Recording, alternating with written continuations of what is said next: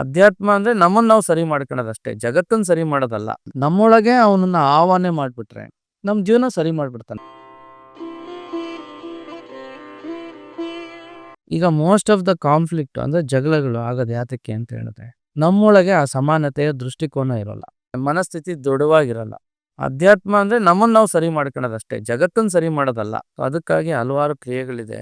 ನೀವು ನಿಮ್ಮೊಳಗೆ ಪ್ರಶಾಂತವಾಗಿರೋದಕ್ಕೆ ಏನೇನೆಲ್ಲ ಬೇಕು, ಒಬ್ಬ ಯೋಗಿ ಏನು ಅನುಭವ ಪಡ್ತಾನೆ ಪ್ರತಿದಿನ ಅದನ್ನ ನಿಮಗೆ ಕೊಡುತ್ತೆ. ಅವಾಗ ನಿಮಗೆ ಸಾಮಾನ್ಯವಾಗಿ ಜೀವನ ಅನ್ನೋದು ಚಿಕ್ಕದಾಗ್ಬಿಡು.